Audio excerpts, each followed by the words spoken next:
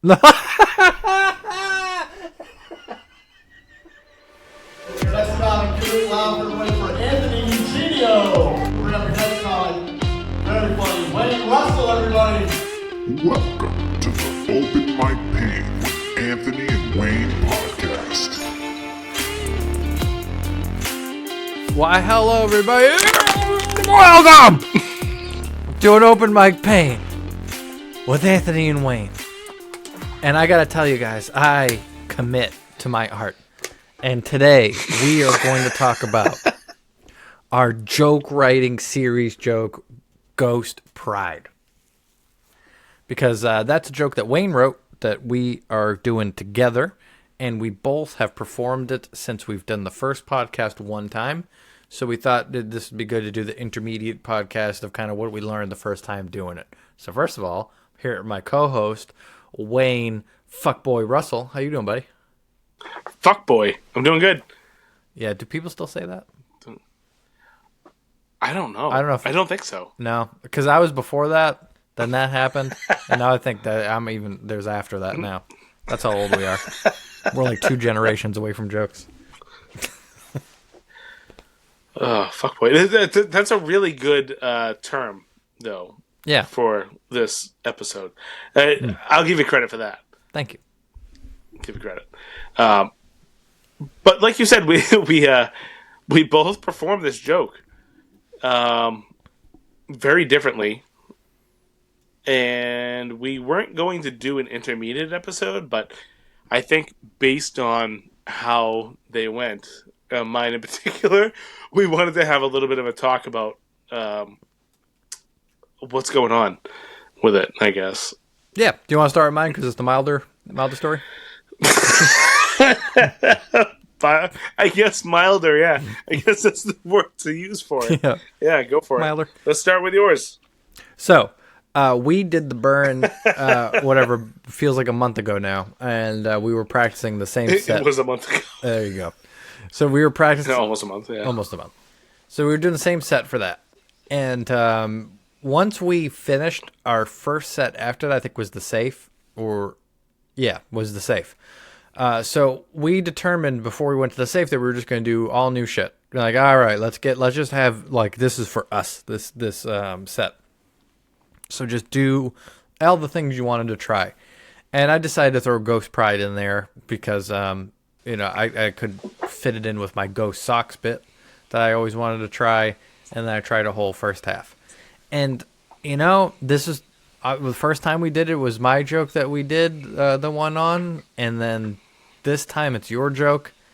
And it's a completely different experience. It's kind of like somebody has a hot wife and they were like, fuck my wife? And you are like, yeah, she's hot as hell. I mean, you're just thinking about how hot the wife is. You're like, that's a hot wife. I want to fucking talk about that wife in front of the safe. And then you go to fuck the wife, and the guy's there, like, watching you with a big smile on his face. And it's just, you can't get into it. You can't get into fucking his wife because he's there. And it's awkward. So that was, I think that might have been my problem a little bit. Like, I was doing the joke and I'm like, this isn't my joke. Like, this isn't an original thought. A lot of the bits I have are just spontaneous original thoughts that I had that you kind of turn into a story. And it takes me back to when I had the thought when I do it. So it feels a little bit more fresh. This one I was forcing and trying, and there's something there for me to take this angle. I just don't have that spark of inspiration yet. Like, even Be Cocky, when we decided to rewrite that, I had at one point an epiphany, like, this is the angle. This is how I hit it. And I haven't had it with this joke yet, and I should have had it before I tried it. Because it was the worst part of my set, I think, that night. Because I had a really, like, all my rest of my new shit hit so well. And that one didn't hit terribly, but it just was clunky. I was a clunky motherfucker. It's funny you say that.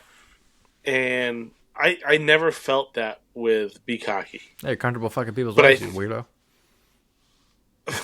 I think the reason being that was a joke that we talked about for over a decade. It's true.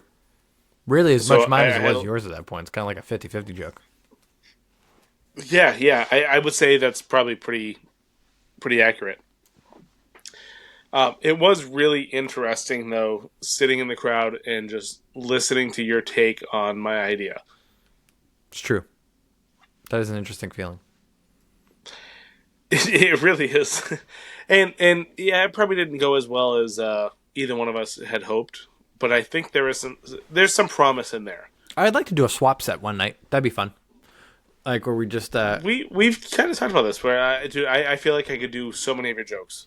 Yeah, exactly. Vice versa. So I think that might be a great episode one day. Is we'll do like the swap set episode. Oh man, We'll go up there and we'll do our favorite bits of the other person and see if we can get a good set out of it. that would be a lot of fun. Wouldn't it? That would be so much fun. Oh, I'm down for that 100%. Nice. There you go. Stay tuned, motherfucker. Well, we'll have to make sure that's on the same night. Like the same exact night you do my set, I do yours. Yeah. That's what you said. Yeah. Yeah. Okay. Whatever. We should make sure we wear shirts too. That'd probably be a good idea. You dumb motherfucker, you. Oh man. So after your first time trying your gay ghost joke, what would you do different? Like, what are your thoughts going forward the next time you do it? What are you going to change? So this is the thing. I'm not much of a storyteller comedian. I'm not that. That's a fantastic point that we haven't even touched upon. Yeah. We're like, Richard the Gay Ghost is a very much of a storytelling joke. It is. Bukaki was a joke. Yep. Right? It was very small. I'm more Mark Norman. maybe- You're more Shane Gillis. I mean, like, not as far as quality at all, people. But I'm talking about the structure of how we tell jokes and the color of our skin. Exactly. For more reasons than one, you're exactly a white supremacist, and I am Oh, ambiguous. Jesus. Because yeah, I think Mark Norman's got some. Mark is he's a very lovely olive skin. colors. Yeah. Yeah. Olive skin. Oh, shit. That's better. I should say that. I hate saying brown because like there's actual like Mexican brown pride and all that. And I'm not Mexican or anything like that, so I should not be taking that word. I think olive is good. Olive's a pretty good one. Olive is good. Yeah. Yeah. My olive. But olives are green. I don't know what the fuck. Not all of them. Yeah, but then the other ones are black. No.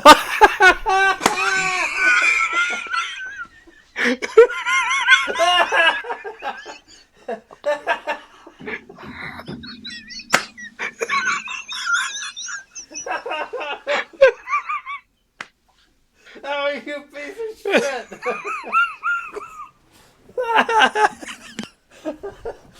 Damn it. Oh shit. Damn.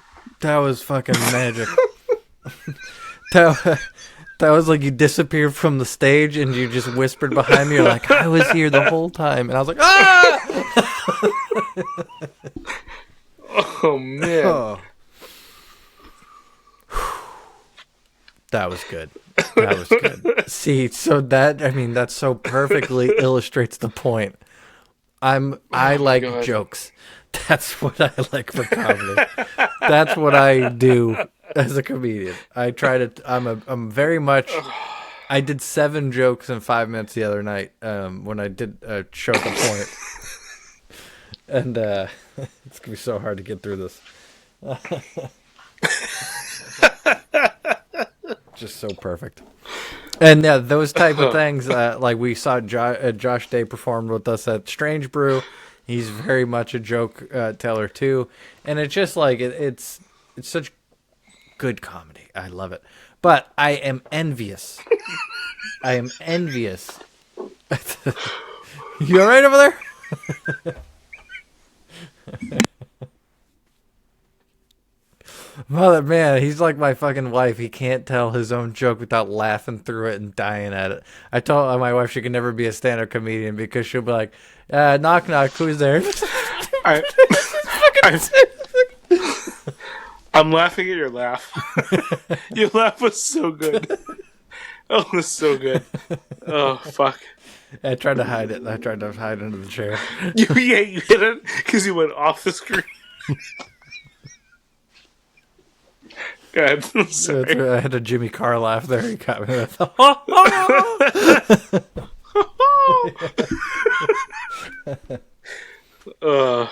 It's just you. He has one of the most iconic laughs. That is like the best. Like, you ever see that video online of they had some talk show where they had all these people with like the most weird laughs ever, all in the same room. You sent me that. That was the funniest thing I've ever seen in my entire dude. life. Can you put like? Is there? I don't know if there's a way to click it on the. They will be in the show notes. Put that in the show notes. Yeah, we have to have. I'll try to find that and put it in the show Oh notes. my god, dude, that is one of the funniest things I've ever seen. It's like there's nothing funny. Laughter itself is contagious. It is.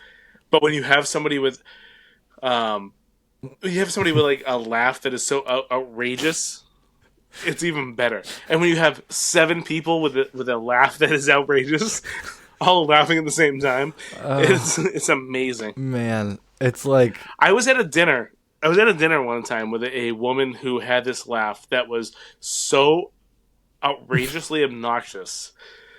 Like, she was the sweetest woman ever, but she had the most outrageous, obnoxious laugh where you swore it was fake. And then she would pick up on something that like nobody else did, and she would start laughing, and you're like, "Oh fuck, that's real." we have those at the show sometimes. Sometimes you'll have that one laugh that's like, Yes. It's like, damn. I would like that person to laugh. I love it, man. Oh, I love those laughs. It's so good. It's kind of like that video with all those people. Like they all start laugh. So one guy will laugh, and he'll and they make this like cacophony of weird laughs across it. It's so funny. It's like if you go into like a Denny's. And then everybody starts realizing that they have special needs all at the same time in the Denny's because, like, all of them say flapjacks or something like that. Like, you just hear flapjacks, flapjacks, flapjacks. The whole place is like, what the fuck? What the fuck? What the fuck? That's what that's exactly what that video's like. Yeah, dude. Oh, man. Those fucking dudes throw down at Denny's. I don't know if you knew that. I don't know if you knew that shit. Oh, you can get breakfast anytime. Can we pick up tomorrow? I don't know. I can continue. It's gonna be a whole episode of you laughing. Oh shit! We're silly tonight, folks. Oh, that's good stuff. All right, let's talk about you. You did the joke. What are we doing? I forget. We are doing a Ghost Bride. Yeah, Rich the Gay Ghost. Yeah, I know. Yeah, Ghost Bride. Yeah, so I decided to try this at the point. So we played probably the best version of the joke that I had at Coffee and Cotton when Jacques Lambert was the host. Probably the best version of this joke that has happened so far. And I didn't want to do the same exact thing. That was months ago. I wanted to rewrite it a little bit. And when we did the first episode of this series, we talked about the sausage maker. And I decided to try to write that in. And I came up with this great idea. And I'm probably going to put it in if I have the balls, which I will. But I'll put it in here where I came up with this idea, or maybe we did. I don't know. It might have come from the episode, but where in part of the joke, I decide to start making sausage, and I start hearing the Righteous Brothers. So, You back? Yep. You look like you're playing a fucking what do you call Bagpipe? it? Bagpipe, yeah. Yep.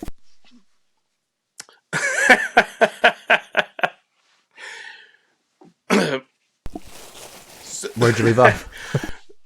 Yeah, so I was talking about where I came up with this idea where, and maybe we did together. I don't know, but where I started making sausages and I hear the Righteous Brothers and I was gonna play out like this whole ordeal where like the ghost wraps its arms around my torso and this and that. But what it ended up becoming was I'm on stage and I do this. Like, how would he haunt me out of the closet? Maybe I come downstairs one night and all my stools are flipped upside down with the legs looped up. Maybe I turn on the TV and it's a birdcage marathon. Or maybe one day I decide to start making sausages with my KitchenAid. And I hear the faint sounds of the Righteous Brothers.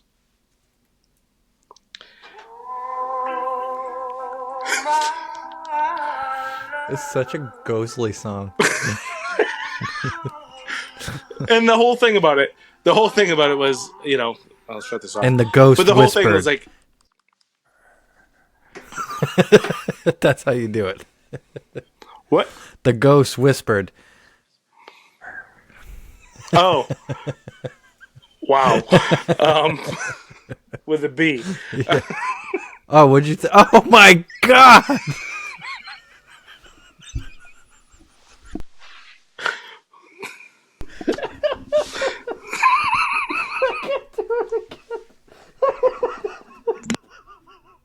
I can't do it again.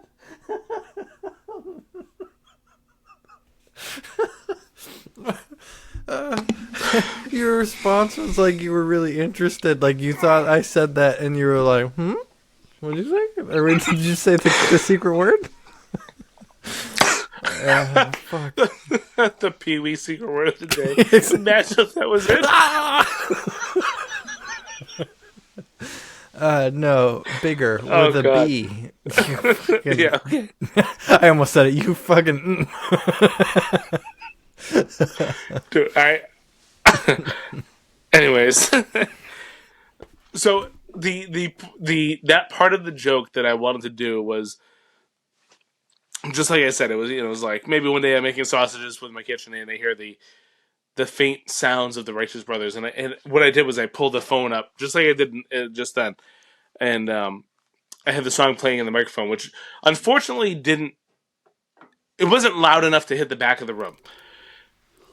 Yeah, the back of the room. I over heard Justin told me because he was back there, and he was like, Wayne held his phone up, and I was like, what the fuck is he doing? Because he couldn't hear the song. So Yeah. So that was the biggest problem. But the idea was I would have the song playing and I would kind of like sensually talk about like, and then I see these silky smooth ghostly hands come around my torso and slowly move up to the KitchenAid and grab onto that sausage casing so firmly yet gently. and like the whole thing was basically just like kind of describing that scene from Ghost, but like obviously like, you know, the sausage, whatever. And I think for the people that heard it, it went okay, but it just doesn't work for an open mic setting where you have to hold the phone to the microphone, have the song project out. So I don't know. I think in theory it was a funny idea, but it just doesn't work. you know what it was? I'll tell you exactly what it was. That was a perfect scene in a stage play. That's really what that was meant to be. That was meant to be like you're doing a monologue of stand-up bits, and then you walk over to a thing, and the music comes on, and you do it that way. I think that'd be perfect. But that's tough in stand-up. Maybe that's one of the sketches. We've been talking about doing sketches. Maybe we throw that in there as like a...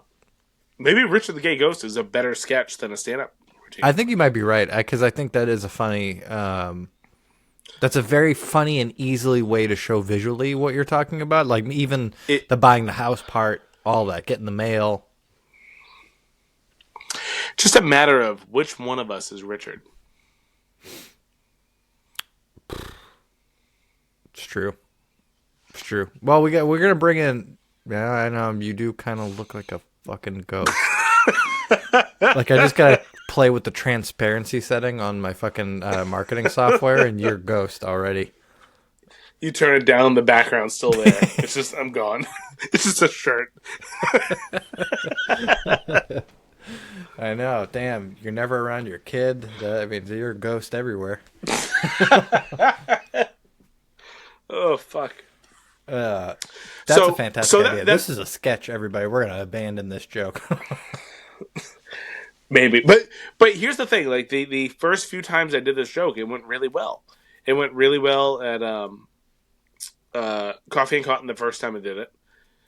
Tavern at the End of the World, and there's one other place I can't remember, but they all went really well. That's true. In the infancy of the joke. But you did them. So you the- did a jokey back then, though. That was the difference.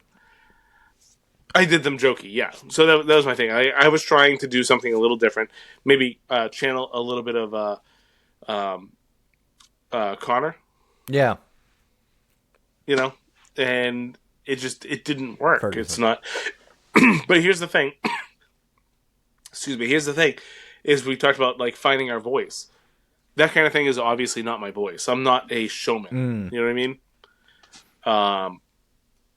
So yeah, I don't know. Maybe I go back to maybe I combine the two, where I do still jokey, but instead of I come downstairs, all my stools are flipped upside down with the legs looped up. Every time I turn on the TV, it's a birdcage marathon.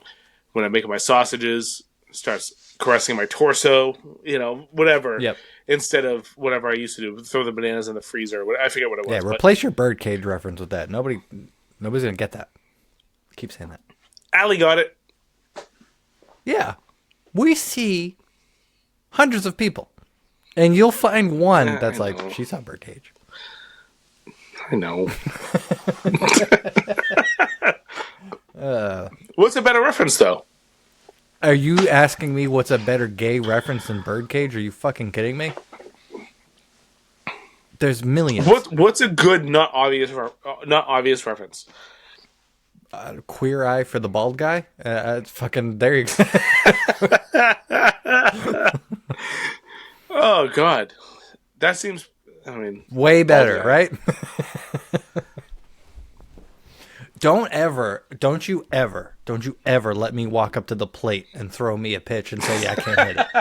Because I will fucking hit it. well, give me something better. I just did. That's not better than Birdcage. Queer eye for the bald guy is way better. Because this is the thing. People have to know what birdcage is to get it. If they do, you're right. But Who doesn't know Birdcage though?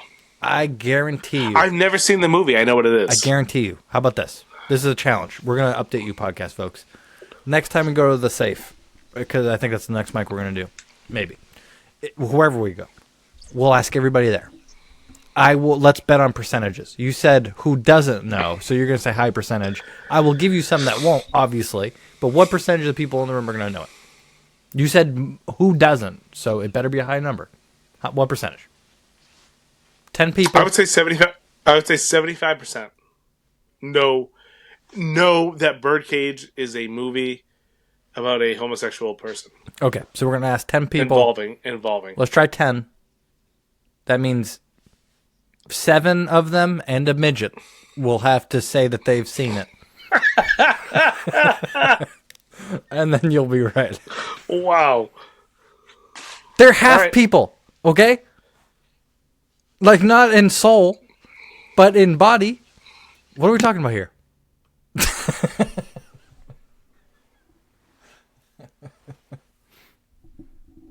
Hey, everybody, it's just me now on the podcast because we lost Wayne. He got ghost canceled. Listen, I'm just saying that everything I just said was true. So, I regret nothing. You're on mute, you piece of shit. So tell us. So what we might want to cut that whole thing. That was a little hard on the littles. All right, so let's end it here. We're gonna make a sketch. This is gonna force us to do the sketch. We're gonna come back. We can do that, but I still want to complete this. So, what happened there? What would you say for me to what would you do to change what I did to make it a more successful bit? I was just timing. I think that you were trying a different style of joke in the same timing you do your regular set, and it just felt a little clunky. And any kind of clunk at an open mic makes it difficult to land a joke. Like if you start even a great punchline, I always thought Bud Light would be taken down by their watered down flavor. It turns out it took a watered down woman. So if you say that line and you say, I always thought with Bud Light it would be, I'm sorry. I always thought with Bud Light, so that just, I'm sorry, start again, sometimes is, or I would say 75% of the time, is going to dogpile that bit, and you're not going to get a good punch at the end of it just because of how, you already stepped on it too much. So I think that combination of that was the first time you did it, so it's really hard not to do that the first time, made it go down a bit. I think if you do it again in the exact same way with a more, you're going to do it polished approach, I think that would add 25% right there. But it's mostly keep it jokey. I would agree with that because one of my biggest fears up there, I don't know if you noticed when I was up there, but I kept looking at my phone. I was so concerned about the phone turning off. Yeah, no, I saw it a million times because I knew it was coming that you were going to use your phone. So I saw you keep checking the phone it looked like you were checking your notes, but that's what it looked like. Yeah, that's what I was going to say. It looked like I was checking my notes, but I wasn't. I was trying to make sure that the phone didn't shut off so I could have my timing right. But that's the thing. I don't like, so checking notes at an open mic 100%, definitely you can do it. Duh. But I have a hard time when people tell stories and check their notes because I want the story to feel like you're telling me a story. And when you check notes and you're doing story jokes, I'm like, you're taking me out of it. When someone's doing jokes, like I went to the market and your mother's a whore, and they're reading that. It's like when it's shorter notes. Yep. And you're like, you have these 1 to 2 sentence notes, and you're like, what's my next note? Oh, yeah. Blah-blah. Yep. Oh, yeah. But, yeah, I see what you're saying, where I kept looking, even though I wasn't reading notes, I was just making sure my phone didn't fucking shut off, because I was really nervous about the way that went. Yep. It seemed like I was just reading off of a phone. Yeah, it's like... I get that. So, if Stephen Wright went on stage at the Wilbur, and he had a book in front of him, and he was doing it, I still think his set, I wouldn't be as good, but I think it would be 80% as good. Meaning people will just buy into that he's reading short jokes, so he's going to read it out of a book, and you're there for the joke anyways, and you're kind of just excited to see what the reveal is going to be. I think if Joe Rogan went on stage and took out a book and was looking at his book as he was going, it would take everybody out of it, and it would be 50% of what his set would be. Because he's telling stories. Got to bring him into it. So, I didn't know that I thought that until I just said that. But yeah. But now I think that. Yeah, that makes sense. It does make sense. Yes, I'm wonderful. So I think for me the next couple weeks, I don't know. I mean, we'll see. We have something weird, some weird stuff coming up this week. Maybe the next few weeks I'll sprinkle it in. I'll try to get it a little bit better, and then we'll find a day to go to One Broadway and record it. And see, for me, for you, for your version of it, I think a little more like emphasis. I think because you had the whole thing about like they know how to fuck, and I'm trying to go off memory here, but I feel like when you said it, it was just like that. I was like, yeah, they know how to fuck. So this is a good way to, because we're talking about the joke here real quick. I'll just give you, because there's only one part of that joke that's the joke for me, which is that I want to learn, like if I'm going to learn sex from everybody, a gay dude's probably the best person to do it, because like Will Smith, Matthew McConaughey, at most they're fucking max once a day if they're lucky. And to a gay dude, that's like taking a sip of water off of a leaf in the middle of a desert while they're letting the faucet run all day. So that's the joke. That's all I got. I'm just set up all outside of that. That's the problem. Yeah, that makes sense too. But I think you can get away with that if it was just a little more emphasized. You gotta punch it up, too. I mean, you could definitely punch it up, yeah, for sure. But I just think if you were more into that whole idea, like people wouldn't know why you're so excited. It's true. The hard part about it too, I think when you're riffing, because I riffed it, how I did it for the most part. Like I said, I just had that one chunk and I was just riffing the rest of it to try to get to that.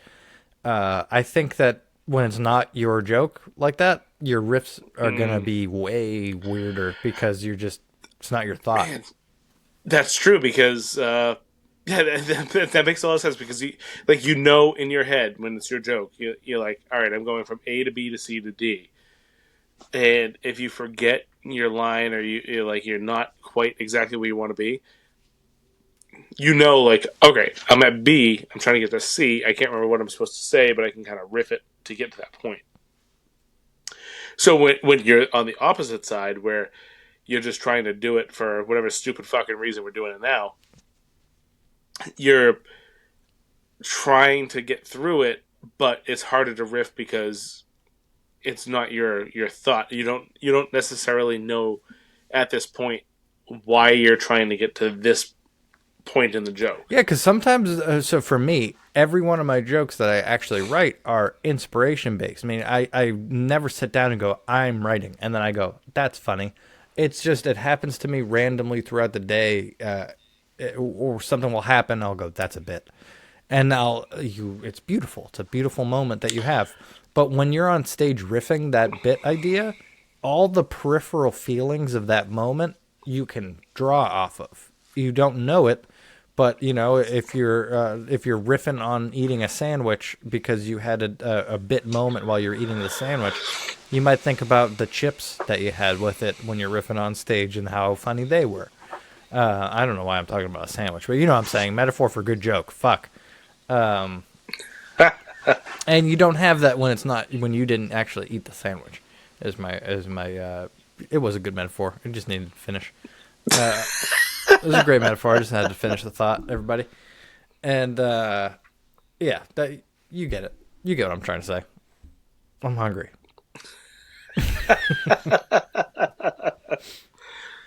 Yeah, I don't know. We're definitely gonna keep working at this, and we'll do it again.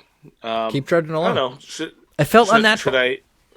That was the It did on both of ours. It feels unnatural. 100%. Because it's not the way that you do comedy. You don't do comedy going like, "Hey, we're going to do the exact same thing for a show." The fact that we're doing that makes it already like a weird, like this is different. I like it.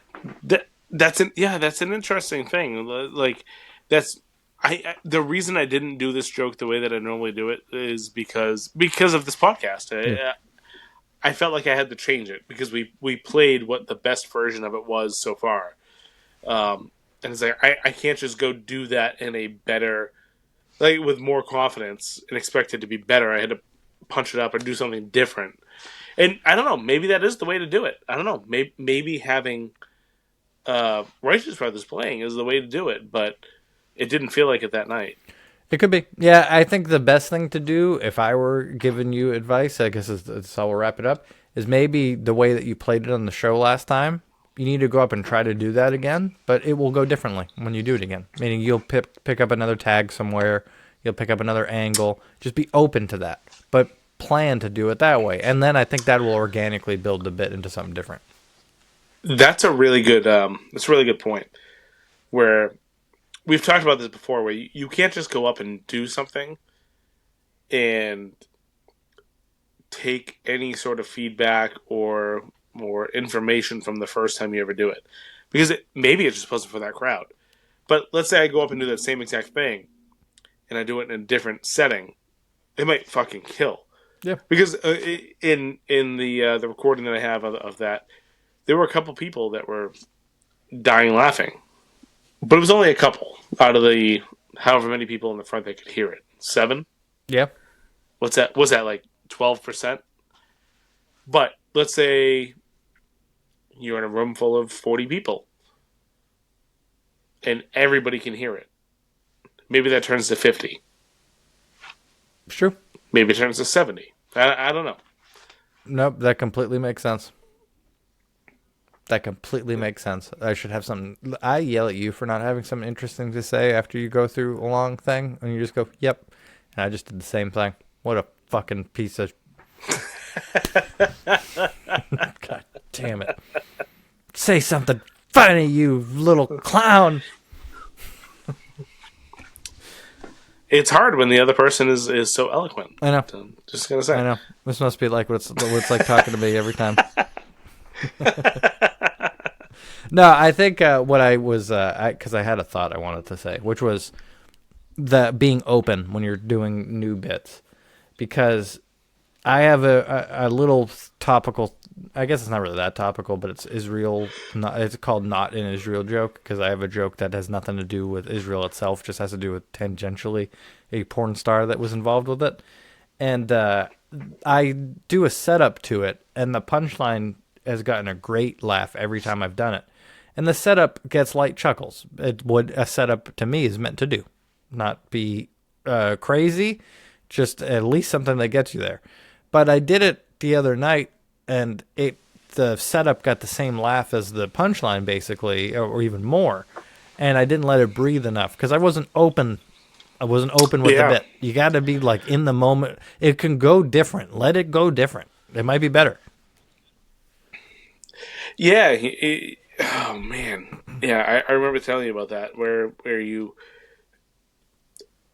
set it up, and for some reason the laugh was just like fucking boom, and you just talked over the laugh, which is easy to do, because as an open mic comic, you have X amount of time, so you practice. I'm assuming other comics do this as well, but you practice. Okay, I'm going to do these jokes. Boom, boom, boom, boom, boom. You practice your timing. And yeah, you practice your timing.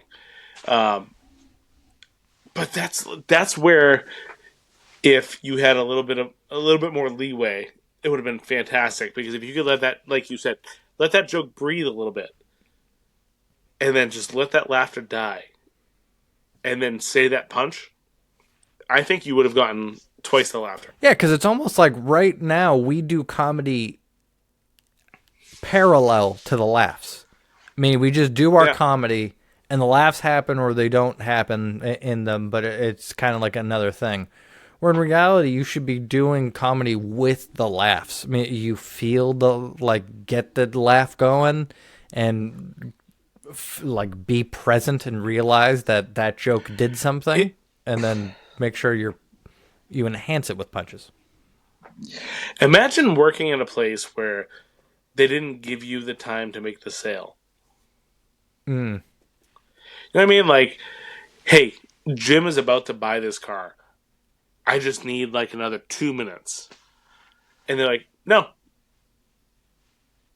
Like, that's almost what open mic comedy is. It's like, and I get why, because you go and you see people, and sometimes us, just bombing for 5 minutes straight. Yeah. And you're like, you need to get off the stage. But occasionally you have that closer on there that it's an unexpected closer where you're like, oh man, just a couple more minutes, and like this could be a night that these people remember. Yeah. No. It's fucking wild.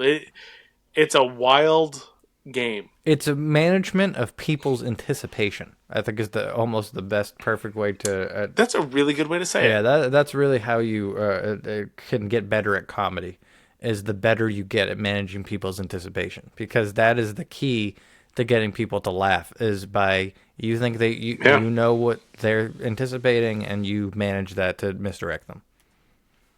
See, we're getting better at it. I wouldn't have been able to eloquently say that when we first started. No, that was a fantastic way to say it. And a fantastic way to end this motherfucking quest for worthy steps for motherfucking laughs. Snakes on the plane.